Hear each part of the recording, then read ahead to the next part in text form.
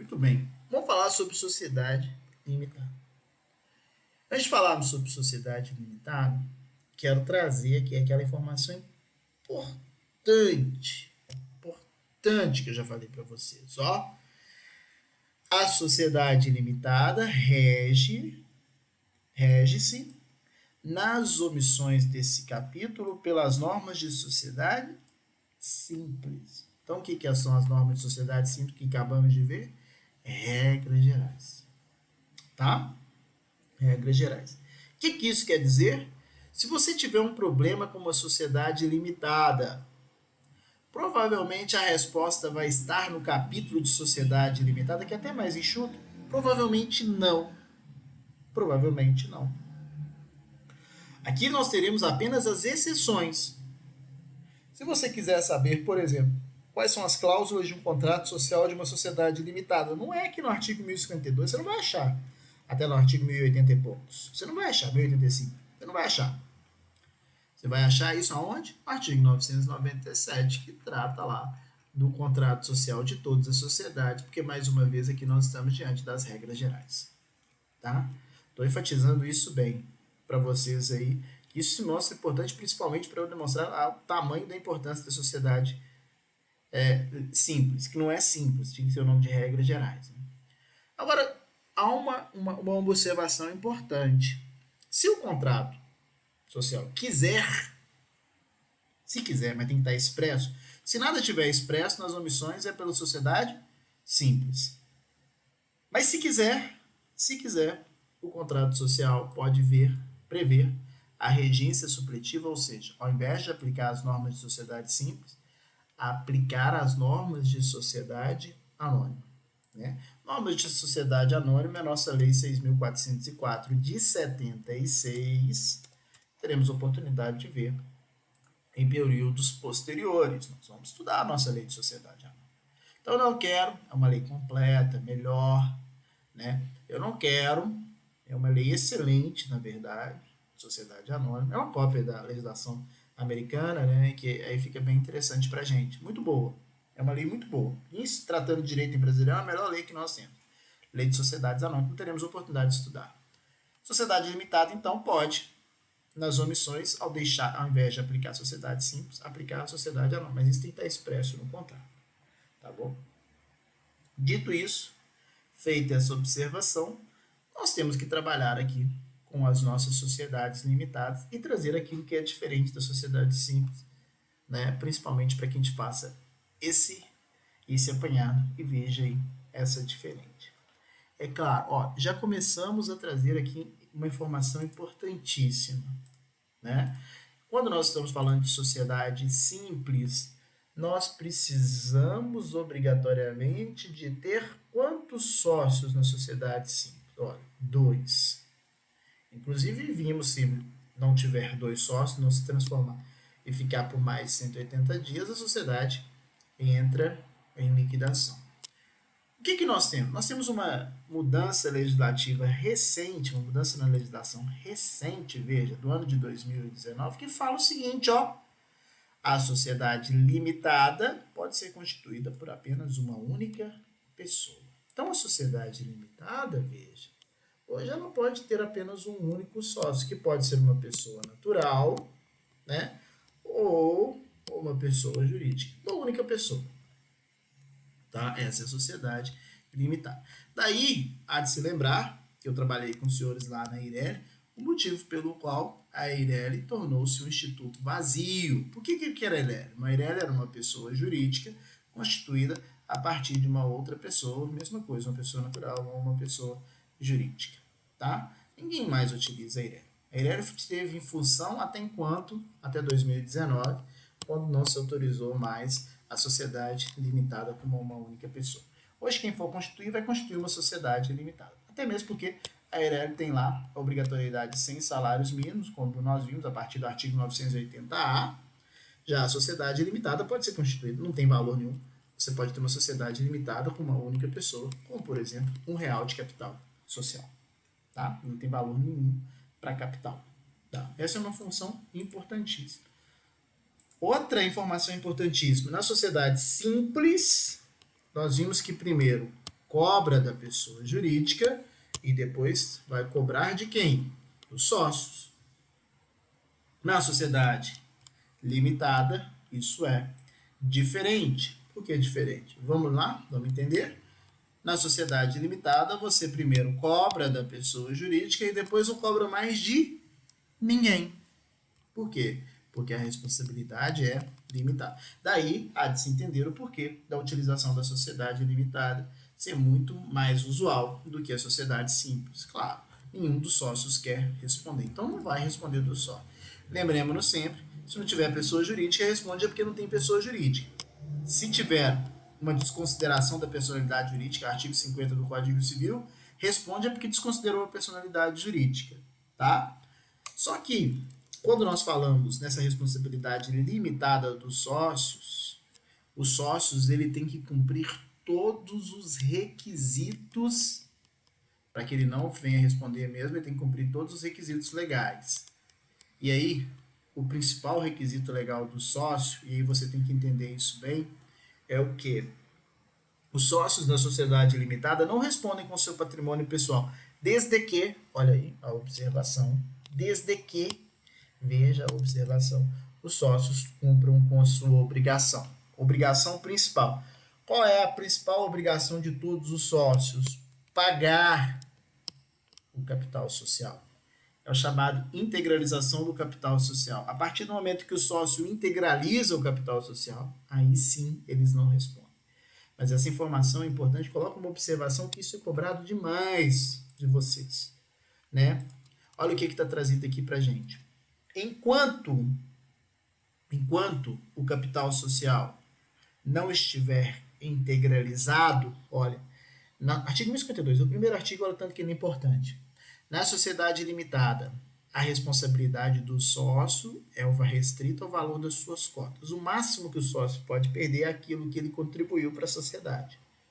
Mas ele já contribuiu, já saiu do patrimônio dele, já é da sociedade. Mas todos os sócios respondem solidariamente pela integralização do capital social. Olha como é que isso é importante. Todos os sócios respondem solidariamente pela integralização do capital. Então imaginemos o seguinte: existe uma sociedade cujo capital social é de 50 mil reais. Tá? A sociedade tem 2 sócios. É o pior tipo de sociedade possível. Os sócios possuem cotas iguais. Cada um tem 50%. Por que é o pior tipo de sociedade? Tem que ter sempre uma decisão unânime, né? Porque todos podem decidir sobre tudo, mas empata. É o pior tipo de sociedade. O que significa dizer? Se o capital é de 50 mil, cada um dos sócios tem a obrigação de pagar quanto? 25 mil reais. Tá bom? Imagina o seguinte: o sócio A cumpriu com a sua obrigação e fez o pagamento dos 50 mil reais. O sócio B tornou-se um sócio remisso. Lembra de que eu contei que é o sócio remisso? Sócio remisso é aquele que não faz o pagamento, não cumpre com a sua principal obrigação. Né? Ele não cumpre com a sua obrigação. Ele não pagou os 25 mil reais. Imaginemos, diante dessa situação, veja, nós temos um sócio A que já pagou, um sócio B que não pagou e nós temos um credor. Né? Qual que é o valor que foi pago? 25 mil reais. Qual que é o valor que deve ainda? O valor que deve era o valor do B, 25 mil reais também, para chegar naquele capital social. Veja, esse credor, ele pode executar quem? Primeiro, claro, a pessoa jurídica. Chegou na pessoa jurídica e não encontrou patrimônio. Esse credor, e é uma sociedade limitada, esse credor agora pode cobrar dos sócios, no plural, o valor que deveria ter sido pago que não foi, o valor que deveria ser integralizado que não foi, ou seja, os 25 mil reais. A resposta é positiva. Nós temos uma responsabilidade solidária entre os sócios. E o que é solidariedade? Claro, pelaquilo que não foi pago ainda, né? Lembremos sempre que o valor era 50, 25 mil foi pago, o que não foi pago ainda são esses 25 mil reais. Então, o credor pode cobrar até o limite de 25 mil reais. Mas olha só, ele pode cobrar de quem? Dos dois. Ele pode cobrar só do A se ele quiser, pode cobrar do B só se ele quiser, mas pode cobrar dos dois ao mesmo tempo. Por que pode cobrar dos dois ao mesmo tempo? Porque a obrigação é solidária. Aí você pode virar para mim e falar assim, mas é injusto. O A já tinha feito o pagamento, quem tinha que fazer o pagamento era o B, só podia cobrar do B. Né, não. Veja só, tá escrito aqui, ó. Os sócios respondem solidariamente. Solidariamente responde pelo todo, tá? Ah, mas é injusto. Né, não. Veja, sabe por que não é injusto? Quando A fez aquele negócio jurídico com o B, ele conhecia o B. Ambos sentaram, ambos estipularam um contrato social e o A e o B estipularam as cláusulas contratuais. A assinou, B assinou. A não pode alegar que não sabia quem que era B, né? Para que não tenha nenhum tipo de problema, o que é o ideal? O ideal é que os sócios da constituição de uma sociedade façam, né, a subscrição e a integralização à vista, que aí acabou esse problema. Se o capital estiver todo integralizado. Se não tiver, todos os sócios são responsáveis por aquele que é inadimplente. Tá? Solidariedade. E não é injusto, não.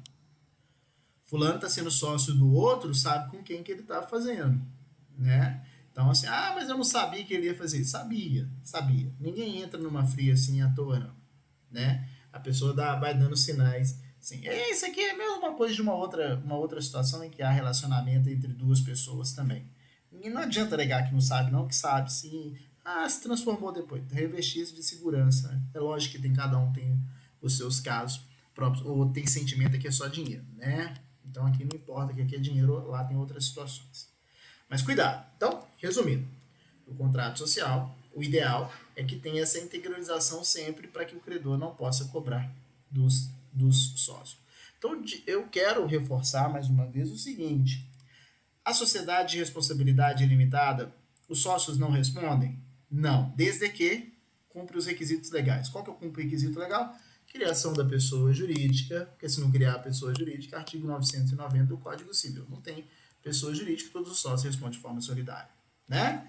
Outra situação, qual que é a outra situação? Integralizar, pagar o capital social, enquanto não realizar o pagamento pela quantia que faltar, pela diferença. No nosso caso foi só R$25 mil. Todos os sócios são solidariamente responsabilizados. Serão responsabilizados, né? Questão importantíssima que nós não podemos dizer. Os sócios, claro, em uma sociedade limitada, a gente não tem problema nenhum, as cotas podem ser iguais, 50% para cada um, e não tem problema nenhum uma sociedade ter 1% para um e 99% para o outro. E pode ter uma sociedade, inclusive, em que tem um sócio só com 100%. O que significa dizer que as cotas podem ser desiguais proporcionalmente entre os sócios. Não existe fração de cota. Não existe metade de uma cota. A cota é indivisível, assim como as ações de uma sociedade anônima são indivisíveis. Não existe um terço de cota. Para evitar esse problema, essa indivisibilidade, é muito comum que quando se cria uma sociedade, por exemplo, você cria lá, uma sociedade tem um capital social de R$100 mil. As pessoas criam normalmente o quê? 100 mil cotas com valor nominal de quanto? R$1. Cada cota vale R$1. Porque senão você não pode dividir a cota, mas se você tem 100 mil cotas, você pode passar 30 para uma pessoa, 10, 50 mil, né? Você não divide a cota, mas você pode passar parte daquela cota para outra pessoa, se for o caso. Fica mais fácil essa divisão, né? Importantíssimo, observação, e na verdade eu queria falar sobre essa observação e acabei falando de outra coisa.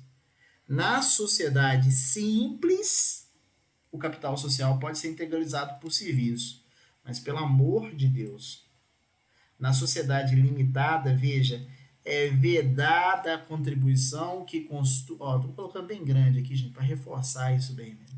É vedada a contribuição que consista em prestação de serviços.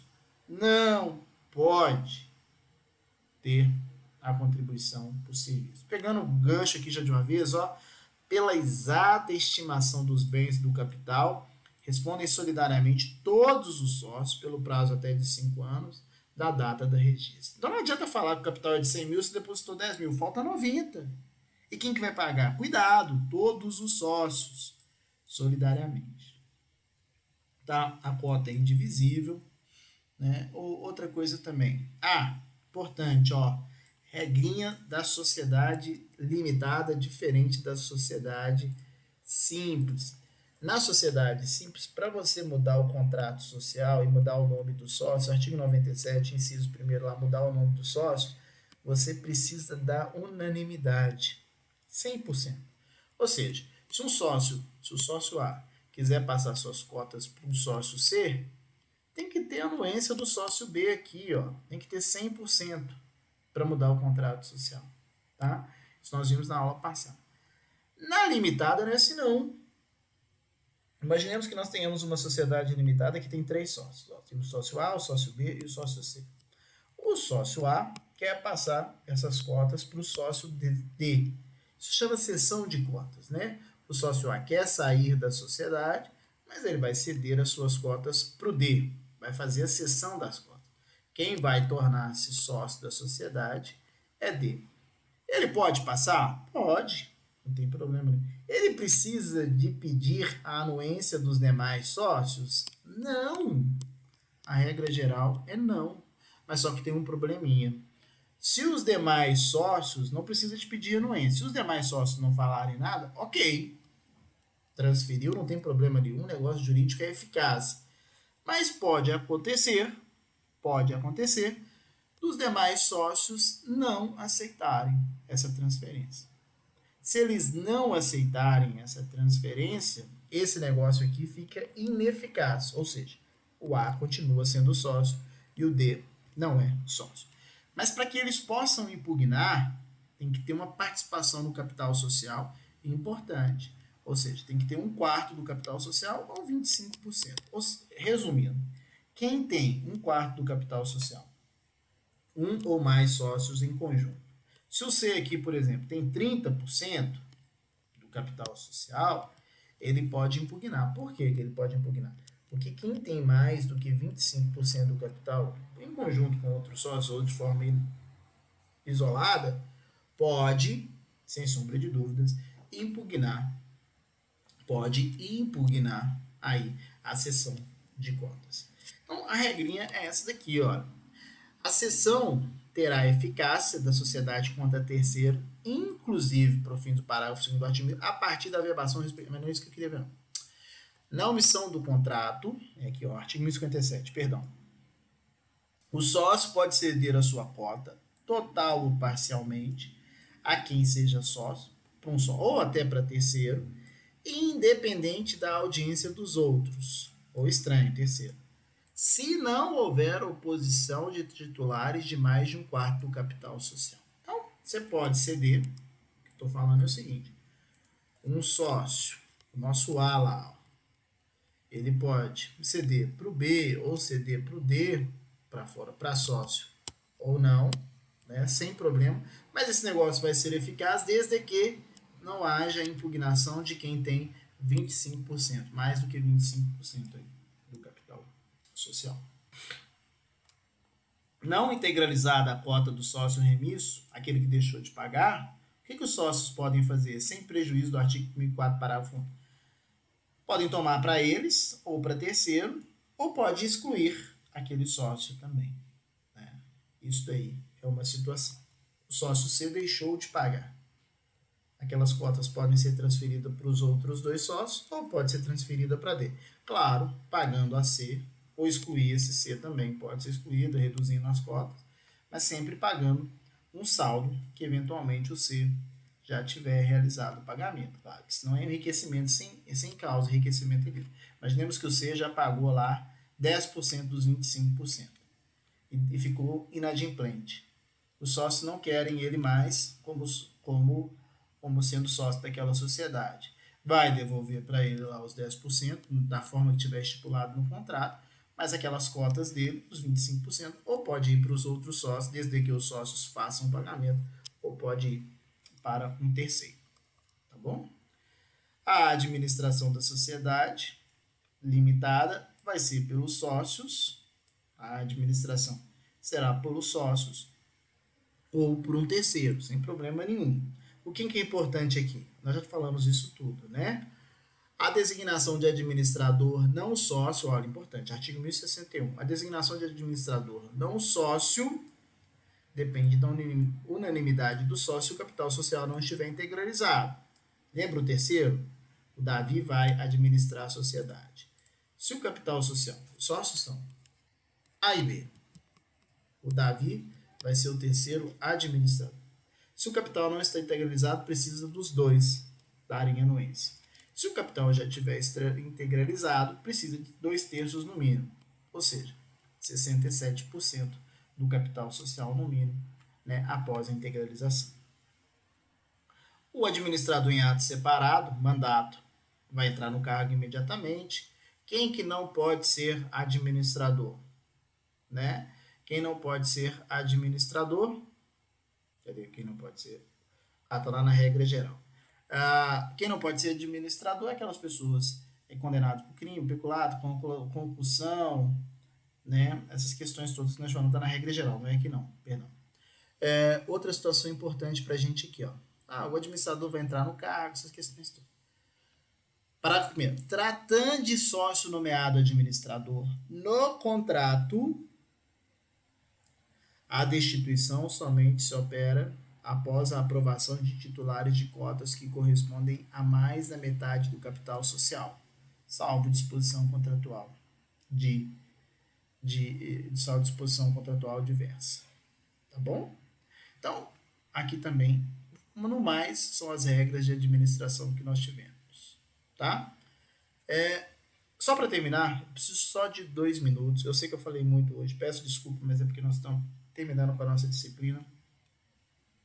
Da deliberação dos sócios, que é uma matéria importantíssima na sociedade limitada, e principalmente a exclusão do sócio minoritário em falta de justa causa aqui, ó, eu vou deixar para a nossa próxima aula, tá? Então essa matéria fica para a próxima aula. Mas eu juro que é 1 minuto só agora, que eu tenho só apenas mais 1 minuto para poder falar sobre isso.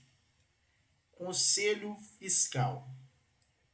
O que é o Conselho Fiscal? O Conselho Fiscal é um órgão, como o próprio nome diz, de fiscalização. Ele não é um órgão que vai tomar decisões. Por que eu vou falar em tão pouco tempo com ele? Porque ele praticamente não existe em sociedades limitadas. Porque ele é um órgão caro. O que é um Conselho Fiscal? Primeiro, o Conselho Fiscal não pode fazer nada a não ser realizar relatórios, fiscalizar. A partir do momento em que são realizados os relatórios, esses relatórios de fiscalização são encaminhados para os sócios que têm efetivamente poderes para tomada de decisão. Então, ele não toma nenhuma decisão, mas ele fiscaliza. Tá? O que é esse Conselho Fiscal? Ele é formado por 3 pessoas. A sociedade pode criar esse Conselho Fiscal, que é criado por 3 membros, mais os suplentes, sócios ou não, residentes no país e eleitos na Assembleia Anual previsto no artigo 1078, que nós vamos falar. Esse conselho, então, que lá tem os seus 3 membros e os 3 suplentes, tem um custo elevado para a sociedade, afinal de contas, as pessoas estão trabalhando para fiscalizar, né? Só que elas não tomam nenhum tipo de decisão, elas só vão fazer relatório para os sócios. Esse conselho fiscal não é muito utilizado porque nós temos as chamadas auditorias independentes. Então, se os sócios querem um relatório, ao invés de ter 3 pessoas, né, efetivamente participando de um conselho, gerando custo, porque tem que pagar remuneração para esses conselheiros, para a manutenção daquele conselho, se os sócios quiserem um relatório, por exemplo, para a tomada de decisão, o que eles fazem normalmente? Eles contratam as chamadas auditorias independentes. O que é uma auditoria independente? É uma empresa especializada que tem lá contador, tem advogado, tem pessoal do RH, tem administrador, tem todos esses profissionais que vão, quando for necessário, promover esses relatórios para os sócios. E aí os sócios só vão contratar quando entenderem que se faz necessário. Então o Conselho Fiscal ele não é muito usual porque normalmente ele é um órgão facultativo. Normalmente não, porque ele é um órgão facultativo. Né? E o que se... olha só, a remuneração dos membros do Conselho será fixada anualmente pela Assembleia do Sócio que eleger. O que que o Conselho Fiscal faz? Eliminar, desculpa. Examinar os livros, os papéis, lavrar livro de atas e pareceres, exarar do mesmo livro a apresentação de assembleia dos sócios, parecer sobre os negócios, operações da sociedade, denunciar erro, fraude, crime, né? Que é muito substituído hoje por um compliance numa sociedade, né? Convocar a assembleia, enfim. É só examinar, tomar cuidado daquele negócio, que é muito utilizado hoje por um compliance ou auditorias independentes, né? Então, nesse aspecto, nós não temos muita utilização do Conselho Fiscal. Mas pode ter? Pode. E o que, que ele vai fazer? Vai fiscalizar, vai analisar, né? E vai dar essas informações todas para os sócios, e os sócios é que vão tomar as decisões. Tá bom? Passou mais de um minuto, peço perdão, mas nós chegamos aqui ao encerramento. A próxima aula, como dito, fica parado aqui para a gente das deliberações do sócio na sociedade limitada, e nós chegamos ao final desse nosso direito societário, não o final das nossas aulas, claro, mas isso é o final do direito societário, e aí nós vamos passar para ver alguns contratos empresariais também. Tá bom? Tranquilo? Deixa eu só encerrar aqui e volto para a nossa sala.